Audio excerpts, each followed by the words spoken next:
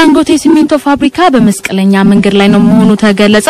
በአፍሪካ ቁጥር አንዱ ባለሀብት አሊኮ ዳንጎቴ በኢትዮጵያ በ600 ሚሊዮን የአሜሪካን ዶላር ከሁለት ዓመታት በፊት የጀመሩትን ኢንቨስትመንት ለመቀጠል ድርጅት ፈተና ገጥመዋል ብለውታል። ዝርዝራለን 12 ቢሊዮን ብር ወጪ ተደርጎበት ሙገር ላይ ተገነባው የናይጄሪያው ባለሀብት ፋብሪካ የሆነው ዳንጎቴ የሲሚንቶ ፋብሪካ ግንቦት 27 2007 ተመርቆ ስራ መጀመሩ ይታወሳል። ፋብሪካው ከናይጄሪያ ውጪ በአገሪቱ ያላቸው ተደራሽነትን በማስፋት ኢትዮጵያን በግዙፍ ሲሚንቶ ፋብሪካቸው ስድስተኛዋ ተደራሽ ሀገር አድርገዋታል። ለሚሆኑ ዜጎችም ቋሚና ጊዜያዊ ድል እንደፈጠረ ተገልጿል። የዳንጎቴ ሲሚንቶ ባለቤት የሆኑት አፍሪካዊው ባለሀብት ዳንጎቴ በኢትዮጵያ ያለውን የዳንጎቴ ሲሚንቶ ፋብሪካ ለመዝጋት እገደዳለሁ ብለዋል። ባለሀብቱ ሊዘጉ እንደተገደዱ የኦሮሚያ ክልላዊ መንግስት ከሲሚንቶ ምርት የሚገኘውን የተወሰኑ ስራዎች ላይ አካባቢው ወጣቶች እንዲቀጥር ጫና አሳድሮብኛል፣ ከዚህም የተነሳ ልዘጋ ተገድጃለሁ ብለዋል። ናይጄሪያዊ ባለሀብት አሊኮ ዳንጎቴ የኦሮሚያ መንግስት ይህንን ጫና ካላነሳ ፋብሪካውን አቁሞ ስራውን ሙሉ ለሙሉ ዘግተው ከኢትዮጵያ እንደሚወጡም ተናግረዋል። የኦሮሚያ ምስራቅ ሸዋ ዞን አስተዳደር የዳንጎቴ ሲሚንቶ ፋብሪካ የአዋሽ የአሸካላና የቱሚስ ስራዎችን ለወጣቶች ካልሰጠ ፋብሪካው ላይ ለሚደርስ ችግር ኃላፊነቱን ይውሰድ ማለቱም እንዳስቆጣቸው ተናግረዋል። አስተዳደሩም ይህንን አስመልክቶ ደብዳቤ ለዳንጎቴ ሲሚንቶ ፋብሪካ ስራ አመራሮች መስጠቱን ለማሳወቅ ችሏል። የኦሮሚያ ብሔራዊ ክልል መንግስት ከዳንጎቴ ሲሚንቶ ፋብሪካ ጋር የተለዋወጠው ደብዳቤ አለ ወይ? በኢንቨስትመንት ዙሪያ የተቀመጠ አዲስ አቅጣጫ ይኖር ይሆን ወይ ስንል የኦሮሚያ መንግስት ኮሙኒኬሽን ጉዳይ ቢሮ ኃላፊ የሆኑትን አቶ አዲሱ አረጋን ጠይቀናቸው ተከታዩ ምላሽ ሰጥተውናል። ምንም አዲስ አቅጣጫ የለም።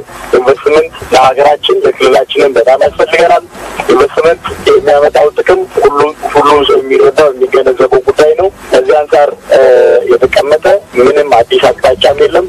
ከሲሚንቶ ፋብሪካዎች ሆነ ከሌሎች የክልሉ ላይ ኢንቨስት ካደረጉ አካላት ጋር ምንም የተገባ አዲስ ውዝግብ የለም። ከሲሚንቶ ፋብሪካዎች ጋር ዳንጎቴን ጨምሮ የተደረገ የደብዳቤ ልውውጥ የለም ማለት ነው እና ከዚህ በፊት የነበረው የማዕድን ማውጫ ቦታዎችን የሚመለከት ያንን አውትሶርስ እንዲያደርጉ ወጣቶችን ከመጥቀም አኳያ ሚናቸውን የሚወጡ ገንቢ ውይይት ነው የተደረገው።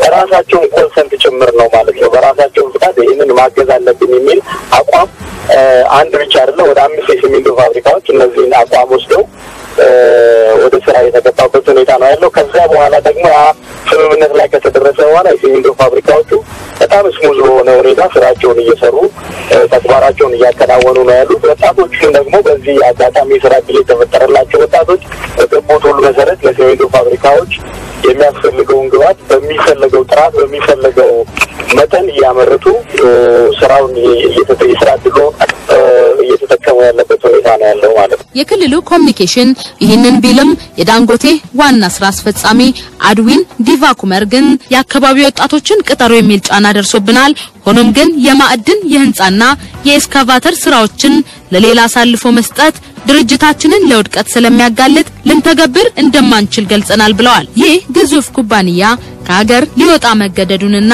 የኦሮሚያ ክልል መስተዳደር ወጣቶችን ቅጠርልኝ ግዳጅ የኢትዮጵያ ኢንቨስትመንት ኮሚሽን ያውቀዋል ወይ? በኢንቨስትመንት ኮሚሽኑ ስለ ቅጥሩ አዲስ የተቀመጠ አቅጣጫስ ይኖር ይሆን ወይ ስንል የኢትዮጵያ ኢንቨስትመንት ኮሚሽን ምክትል ኮሚሽነር የሆኑትን አቶ አበባየሁን ጠይቀናቸው በሰጡን ምላሽ ታላቅ ባለሀብት የሚባል ሰው ዲስታክስ ነው ከኢትዮጵያ ሲወጣ ማስቀር ትክክለኛ ነው ብዬ ባላምንም ማለት ነው። ትክክለኛ መሆንም አይደለም። በቻለ መጠን አኮሞዴቲቭ መሆን አለብን። ግን የክልሎችም ሆነ የሀገሪቱን ጥቅም በሚያስከብር መልኩ ኢንቨስተሮቹን አኮሞዴት ማድረግ አስፈላጊ ነው ብዬ አስባለሁ። በህግ ደረጃ ማንኛውም ኢንቨስተር መቅጠር ከሌን ቅጠር ከሌና ትቅጠር የሚባል አሰራር የለም። ጀነራሊ ግን እንደ ኢንቨስትመንት ውሳኔ ስትወስኝ አንድ ኢንቨስተር የአካባቢውን ማህበረሰብ በሚያስደስት መልኩና ከነዛም ጋራ የሴንስ ኦፍ ኦነርሺፕ እንዲኖር ማድረግ መስራቱ ለወደፊት ሰላማዊ ግንኙነቱም ሆነ ለምርታማነቱ ከፍተኛ ጠቀሜታ እንደሚኖረው ግልጽ ነው። ስለዚህ እያንዳንዱ ኢንቨስተር ይሄንን አጥንቶ ይገባል ብለን ነው የምናስበው። በተለይ ደግሞ የሰራተኛ ስኪልድ ማንፓወር ያልሆነ በሆነበት ጊዜና የተገኘ ሰራተኛ ያለ ከሩቅ እንዲያመጡ ደግሞ አንጠብቅም። ለተያ ለነሱም ደግሞ it can instill a sense of ownership in the community that you are investing እና የኮርፖሬት ጋቨርናንስም ኤሌመንት ያለው ስለሆነ እንደዛ ቢያደርጉ ነው እንጂ በህግ ደረጃ you can't ask any investor to hire this or that ምልሽ የፌደራሊዝም ስትራክቸር እንዲሆን በዛ መልኩ የተቃኘ አይደለም። እንደ ሰው ከየትኛውም ክልል በየትኛው ሀገር ሄዶ የመስራት የመቀጠር መብቱ የተጠበቀ ነው።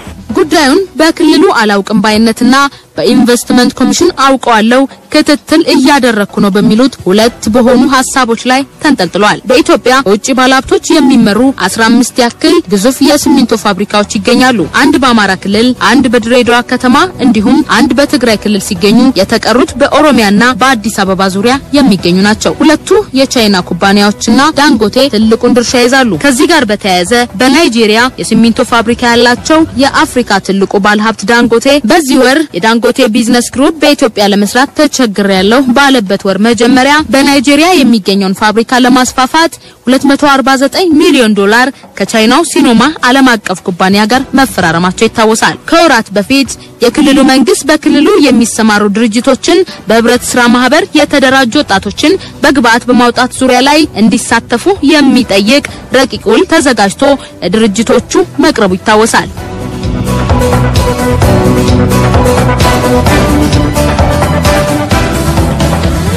በአዲስ አበባ በአራት ቀን ውስጥ 170 የትራፊክ አደጋ ሲመዘገብ 2 ዜጎች ህይወታቸውን አጥተዋል። ፍሬት ታደሰ ዝርዝር አላት።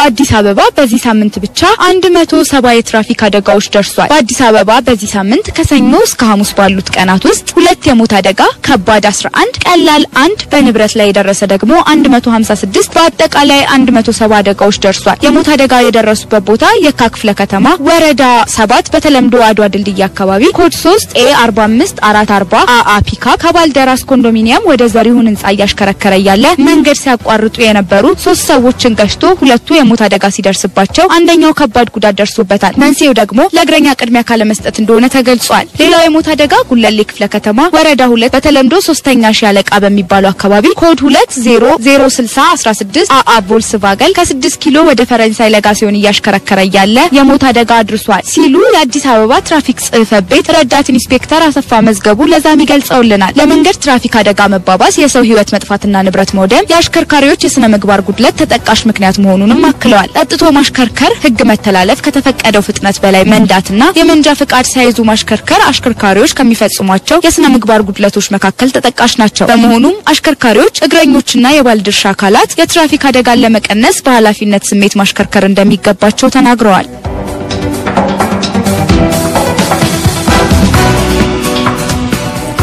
ተላላፊ ያልሆኑ በሽታዎች በኢትዮጵያ ከሚደርሰው ሞት 40 በመቶ ያህሉን ይዛል ተባለ። ያልፈላሻ ዝርዝር አለው። የዓለም የጤና ድርጅት ሰራውቲን ባለው ጥናት መሰረት በኢትዮጵያ 40 በመቶ በዓለም አቀፍ ደረጃ ደግሞ 70 በመቶ ያህል ሞቶች የሚመዘገቡት ተላላፊ ባልሆኑ በሽታዎች አማካኝነት ነው ይላል። ኢትዮጵያ በአሁኑ ወቅት ያላትን እድገት ተከትሎ በከተሞች መስፋፋትና የዜጎች የአኗኗር ዘይቤ በመቀየሩ ከጊዜ ወደ ጊዜ ተላላፊ ያልሆኑ በሽታዎች በፍጥነት እየተስፋፉ ይገኛሉ።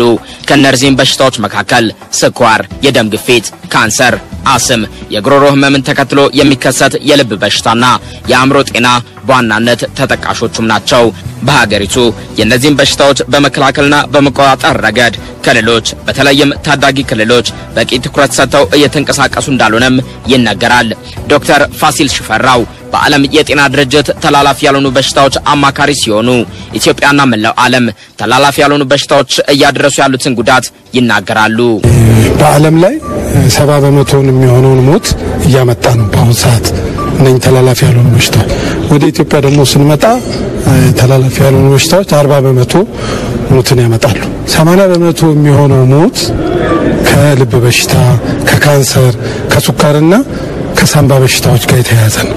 ስለዚህ እነኚህ በሽታዎች ደግሞ የተያያዙ አምጪ ምክንያቶች አላቸው። እነኚህ ምንድናቸው? አንዱ ሲጋራ ማጨስ፣ ጤናማ ያልሆነ አመጋገብ፣ በቂ የአካል እንቅስቃሴ አለማድረግ እና አልኮልን አዘውትሮ መውሰድ እነኚህ ዋናዎቹ ምክንያቶች ናቸው። ቀድሞ ተላላፊ ያልሆኑ በሽታዎች የሀብታም በሽታ ተብለው ቅጽያ ተሰጥቷቸው ይጠሩ የነበር ሲሆን አሁን ግን እነዚህ በሽታዎች በታዳጊ ሀገራት ላይ እየተስፋፉ መጥተዋል። ለመሆኑ የዚህ ምክንያት ምን ይሆን ስንል ዶክተር ፋሲልን ጠይቀናል። ታዳጊ ሀገሮች በማደግ ላይ ናቸው። በዚህ በማደግ ላይ ባለው ሂደት ላይ ለነኚህ ሪስክ ፋክተሮች ለሲጋራ ማጨሱም አልኮል አብዝቶ ለመውሰዱም ይሁን ጤናማ ያልሆኑ ምግቦችን ለመውሰዱ እንቀለጣለን እና ይሄ ግሎባላይዜሽኑ የፈጠረው አንዱ እንትንና ያው ከኢኮኖሚ እድገት ጋር አብሮ እየመጣ ያለ ህመም በመሆኑ ነው 60% ያህል ሞት ተላላፊ በሆኑ በሽታዎች የሚመጡ ናቸው የሚሉት ዶክተር ፋሲል የዓለም የጤና ድርጅት በያዘው ዕቅድ ውስጥ በተለይም ለታዳጊ ሀገራት ብዙ ወጪ የማያስወጡ ነገር ግን ጉዳቱን ሊቀንሱ የሚችሉ አማራጮችን አስቀምጧልም ይላሉ። አዲስ አበባ 27 ሚሊዮን ያህል ወጣቶችን በቅጡ ካልያዘችና እነርሱ ላይ የግንዛቤ ለውጥ እንዲመጣ ካላደረገች ተተኪ ወጣቶችን የማግኘት ተስፋ እንደሌላት ጥናቶች ይጠቁማሉ ያሉት ደግሞ የማቴዎስ ወንዱ የኢትዮጵያ ካንሰር ሶሳይቲ ዋና ስራ አስኪያጅ አቶ ወንዱ በቀለ ሲሆኑ ይህን ስጋት ለማጥፋትም የታሰበውን አማራጭ ጠቁመዋል። ከየቦታው የተለያዩ ጥናቶች ይቀርባሉ። ብዙ ሰው የተላላፊ ያልሆኑ ህመሞች አሁንም ዛሬም ቢሆን ያደጉ ሀገሮች ነው እንጂ ኢትዮጵያና የኋላ ቀር በማደግ ላይ ያሉ ሀገሮች ችግር አይደለም ብለው ነው የሚያምኑትና አሁን ምን ያህል እየገዘፉ እያደጉ እንደመጡ የሚያሳዩ ጥናቶች አሉና እነሱን አይተን መጨረሻ ላይ የአዲስ አበባ ዲክላሬሽን የሚባል የአዲስ አበባ ያቋም መግለጫ የሚባል 10 ነጥብ የያዘ ነው። የአዲስ አበባ ዲክላሬሽን ለማውጣት ነው እየሰራን ያለነው። መጠጥ ቤቶች ብሎም ጫት ቤትና ለልዩ ልዩ ሱሶች የሚያጋልጡና የሚገፋፉ ቤቶችን ማስታወቂያዎችና ምርቶች የወጣቶችን ተጋላጭነት እየጨመሩት ስለመምጣታቸው ጥናቶች ይናገራሉ። እድሜያቸው ከ15 እስከ 69 ከሆኑ ሰዎች 16% ያህሉ ከፍተኛ የደም ግፊት ምልክት 6% ያህሉ ደግሞ የስኳር ህመም እንዳለባቸውም ይጠቁማሉ። የዓለም የጤና ድርጅት ሪፖርትም የሚያመላክተው ይህንን ነው። ዶክተር ፋሲል ሽፈራው ወጣቶች ሲጋራ ማጨስ ዛሬ የሚያጨሱት ሲጋራ ዛሬ ያላግባብ የሚበሉት ጤናማ ያልሆነ ምግብ ለነገ መካከለኛው እድሜያቸው ላይ ኮንትሪቢዩት ያደርጋል። ለዛም ነው በአርሊ በ15 በ16 እና በ20ዎቹ ያሉ ልጆች በዚህ በሽታ አሁን ባይጠቁም ልክ መካከለኛ እድሜ ላይ ከ30ዎቹ በላይ 40ዎቹ ሲገቡ በዛ በሽታ ሊጠቁ ስለሚችሉ ነው። በተለያዩ ወቅቶች የተሰሩ ጥናቶች ተላላፊ ላልሆኑ በሽታዎች የሚያጋልጡ ሁኔታዎች እየጨመሩ መምጣታቸውን ያመላክታል የሚሉት ደግሞ በጤና ጥበቃ ሚኒስቴር በበሽታ መከላከልና መቆጣጠር ዳይሬክቶሬት ተላላፊ ያልሆኑ በሽታዎች ኬዝ ቲም ከፍተኛ የህብረተሰብ ጤና ባለሙያው ዶክተር ሙሴ ገብረ ሚካኤል ናቸው። የአልኮል መጠጦች፣ ሲጋራና ሌሎች ተላላፊ ላልሆኑ በሽታዎች የሚያጋልጡ ምርቶችን ወጣቶች እንዳይጠቀሙ የሚጠቀሙትም እንዲያቆሙ ለማድረግ አስገዳጅ መመሪያዎች ያላቸውንም ጉልበት ያመላክታሉ። ወጣቶች ወይም ደግሞ አዳዲስ ሰዎች እነዚህን ፕሮዳክቶች እንዳይጠቀሙ ማድረግ ይቻላል። ታክስ በመጨመር ማለት ታክስ በመጣል መንግስትን ገቢ ያገኛል ከታክሱ እንደገና ደግሞ ሰዎች እንዳይጀምሩ እነዚህን ፕሮዳክቶች ያበረታታል። ስለዚህ እንደሱን ማድረግ ተገቢ ነው ብዬ ነው። ዶክተር ሙሴ እንደሚሉት ሚኒስቴሩ የችግሩን አሳሳቢነት በመመልከት ተላላፊ ያልሆኑ በሽታዎችን መከላከልና ማከም የሚያስችል መመሪያም አዘጋጅቷል። በተመረጡ 36 ጤና ጣቢያዎችና 12 ሆስፒታሎች ተላላፊ ያልሆኑ በሽታዎችን ከሌሎች ህክምናዎች ጋር አቀናጅቶ ለመስጠት ቀድሞ በተሰሩ ስራዎች አማካኝነት ወደ ተግባር ተገብቷል። 144 ጤና ጣቢያዎችና ሆስፒታሎች አገልግሎቱ ለማስፋፋት መታቀዱም ተጠቁመዋል። በኢትዮጵያ ተላላፊ ያልሆኑ ከሚባሉት በሽታዎች መካከል አንዱ በሆነው ካንሰር ስርጭት በየዓመቱ 120500 አዋቂዎች እንዲሁም 6000 ህጻናት ልጆች በበሽታው እንደሚያዙም መረጃዎች አመላክተዋል።